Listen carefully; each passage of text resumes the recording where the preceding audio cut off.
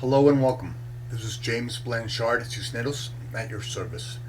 Today I will be reading the November 7th Facebook post and making a few comments on it, and I trust it will assist both of us on our journeys. Here we go. Helping others by healing ourselves. The best way to help other people is to focus on healing yourself. Healing yourself, because we are all one, is healing the world. Thus, you are not abandoning the world or those you love if you're focused on healing yourself. When you develop your sense of inner peace, others will feel more peaceful in your presence. When you make forgiveness and compassion your internal focus, others will feel safer and more secure around you and in themselves. Others will see and feel in you what they desire for themselves. Today we choose not to focus on trying to fix the outside world so that we can feel better when we look at it. Instead, we fix the source of this world, us. We realign ourselves with a state of peace, forgiveness, and compassion, and so what we will be projected from us will be a more peaceful, compassionate, and forgiving world. Today we lead by example, and by doing so, become the solution.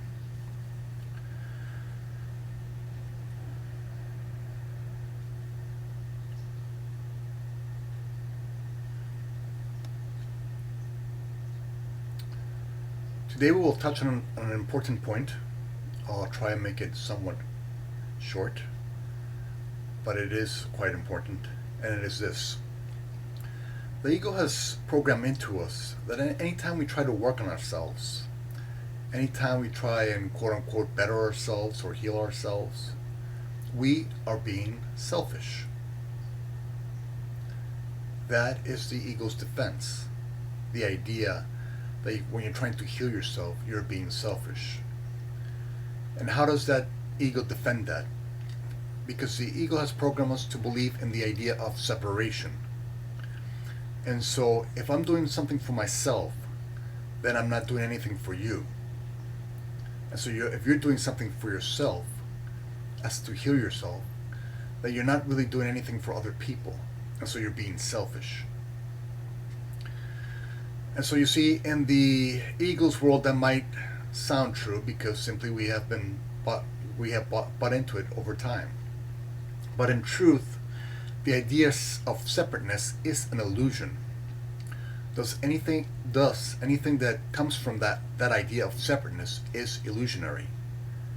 Thus, the sense of selfishness, when we're trying to work on ourselves, is an illusion.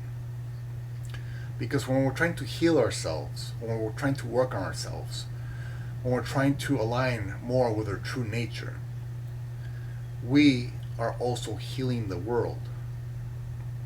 Healing ourselves is healing the world, because in truth we are all one. And so, for example, the more you come into alignment with your truth, with your true nature, which is love, and some of love expressions are kindness, compassion, joy, peace, forgiveness. If you align more with the energy of forgiveness, then you become an example of forgiveness to other people. And because we're all one, when other people see your example, they themselves are changed. We have all seen many examples of forgiveness in our lifetime where other people forgave things that we thought could never be forgiven. And so they did, and they served as an example to others that forgiveness is also possible for them. Because they see that those other people who forgave received peace in return for their forgiveness. That they were freed from their own judgments. Now, the ego, again, will try to defend itself and will try to tell you that if you try to heal yourself or work on yourself, you're somehow doing that because you're not spiritual enough, or you're not wise enough, or you're not strong enough. And so you have to work on yourself. But you see, that's also an illusion of the ego. Because you are what God's source is. You are love. And love is all. So old knowledge is already within you. You are already wise enough. You are already strong enough. Your father, mother is God's source, is the state of love. You're already forgiveness and compassion already. But what the ego has done to us is given us a map, and it's painted as a little yellow brick road towards an outward journey instead of towards an inward journey. And so the ego has us travel towards its fairy tale and has us dwell into its fairy tale of separateness. And so we play in this ego's world, and anytime we try in this ego's world, when we try to become more peaceful, more forgiving, the ego tells us that we're being weak, that it is righteous to defend ourselves against the outside world, that it is righteous to defend ourselves against other people's belief systems, and it tells us that it's righteous to use judgment and anger and resentment and jealousy. And you see everybody else doing the same thing, so you figure that's just the way you should behave. But little by little, the more you're in the ego's fairy tale, the more you see that it doesn't really align with your true nature. That your true nature is peace, compassion, kindness, forgiveness. And so when you see that differential between what the ego has taught you are and who you truly are, that's when you start to look inward towards yourself and look towards healing yourself and look towards becoming more spiritual, becoming more kind, becoming more generous and loving and compassionate and forgiving. And when you start doing that, you start to see that you're receiving more peace by aligning with your true nature than when you are aligning with the ego's thought system. And so today, let us not judge ourselves as selfish, for that's based in the ego's idea of separation, which is an illusion. When you're healing yourself, you're healing this world. When you're aligning more with a state of forgiveness, you're offering forgiveness to this world. And the less other people have to protect themselves against judgments, the more peace they will have. And when they see you being a reflection of this forgiveness, and when they see you being an expression of this peace, they will somewhere remember that they too are worthy of forgiveness, of peace, of being happy and joyful. That they too can be compassionate and strong at the same time. That they too can be loving and self-loving and still spiritual. That does not make them weak. It does not make them weak to defend themselves against illusions as the ego would have you do. You simply see the illusion for what it is, an illusion. And you do not need to defend yourself against an illusion. And you see that.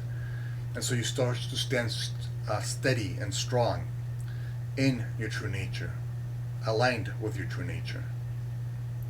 And this gives you the state of peace. So do work on yourself. Do, if you need to, quote unquote, become more spiritual, or align with yourself with your true essence, your true energies. That is not being selfish. That's being selfless. Because you're becoming an example to this world. That peace, that joy, that compassion, that kindness can be expressed. That it is right and honorable to express this. And that when you're sharing this, you're sharing it with the whole world. When you're being more forgiving of yourself, you will become more forgiving of others. When you're being more compassionate towards yourself, you will free yourself to be more compassionate towards others. When you're being more joyful, you would want more joy for other people. And this is because of oneness. And so there's no such thing as being selfish when you're working on yourself. So feel free to work on yourself, even if it's 5 minutes a day. Even if it's just breathing, deep breathing, 5 minutes a day, just to reduce your level of stress, then you will become more of an example of peace, and that stress can be overcome. And that's a great lesson to this world. So if you do breathing or meditations or prayer, and you receive more peace because you're working on yourself, because you're giving yourself a little more time, when you do so, you're serving as an example to all your brothers and sisters, to all your sons and daughters, that they too can be an expression of their true essence. For that is all we came here to do, to become an expression of our true essence in whatever ways fits us best.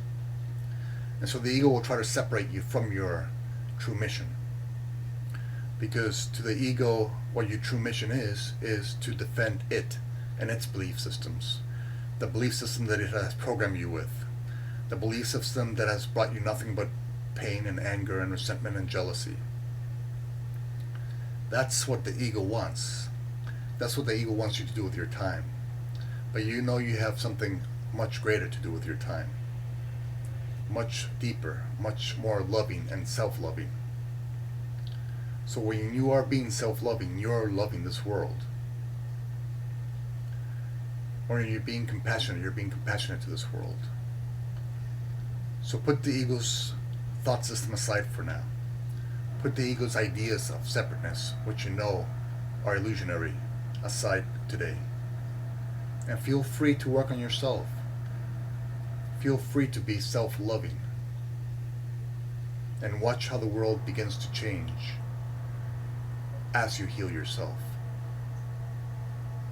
And please forgive the construction. Thank you very much for your time. I love you very much. If you'd be so kind as to like, comment, or share this video, it would help with the listing process. And it might help somebody find this video who can use it someday. If you'd like to leave me a comment or a question, I will be delighted to try and offer a response. And if you can please subscribe to my YouTube videos, I would love to have you in this community. Again, thank you for your time. I love you very much. And God willing, we'll see each other tomorrow. Peace.